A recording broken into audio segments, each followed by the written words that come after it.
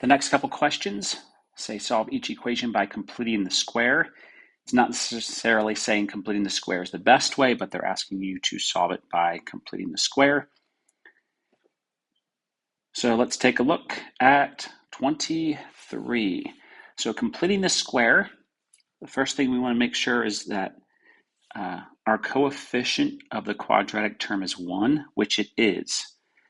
The next thing we do is we get the variables on one side and the constant on the other. So we're going to go ahead and add 60 to both sides, which gives us v squared plus 10v. We leave a blank here, equals 60.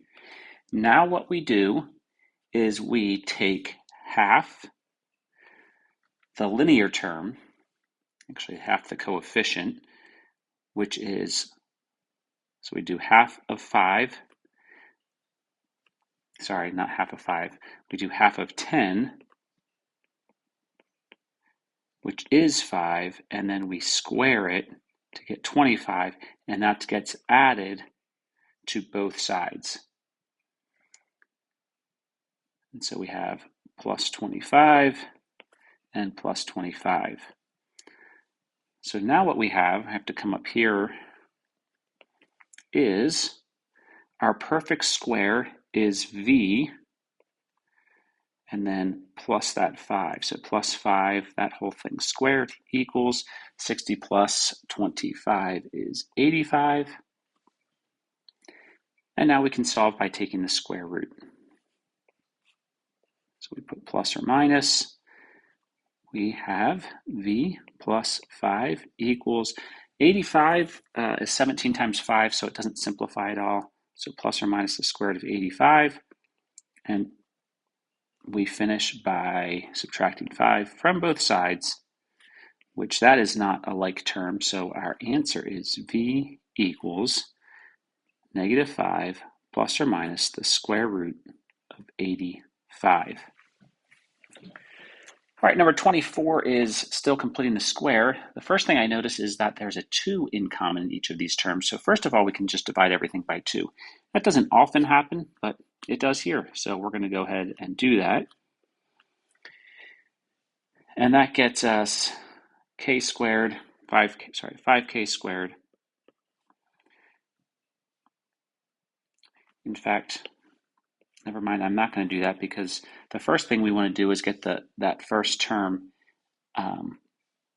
with a coefficient of 1, so we might as well just divide everything by 10.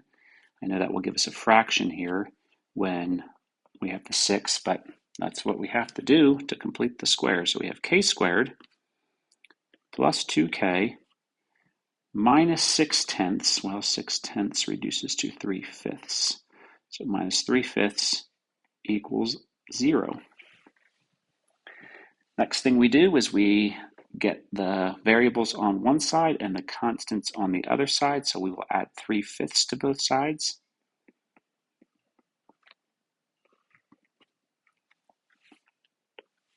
So this is k squared plus 2k equals 3/5. Both these examples, 23 and 24, had even linear terms, which makes it a little bit easier. If it wasn't, it's still the same process, but sometimes you want to write 2 and you want to do half of 2. So sometimes it's easier to multiply by a half if that 2 happened to be an odd number or a fraction. So we do half of 2, which in this case is 1. We square it, which is still 1, and we add it to both sides. So we add a 1 to both sides.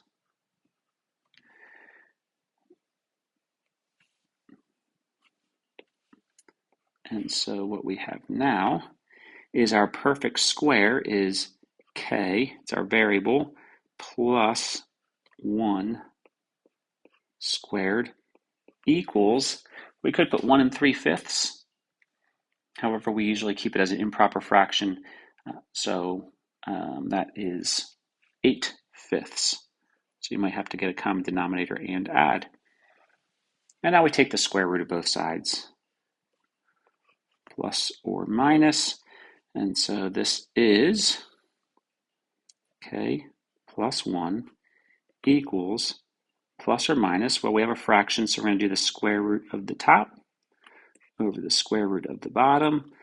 Let's go ahead and simplify this.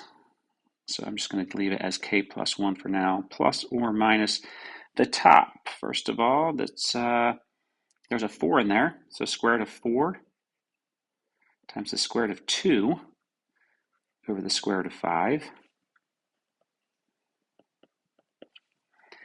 So this is plus or minus, and this is all bunched together, 2 root 2 over 5 over root 5, and then we multiply by root 5 over root 5 to rationalize that denominator.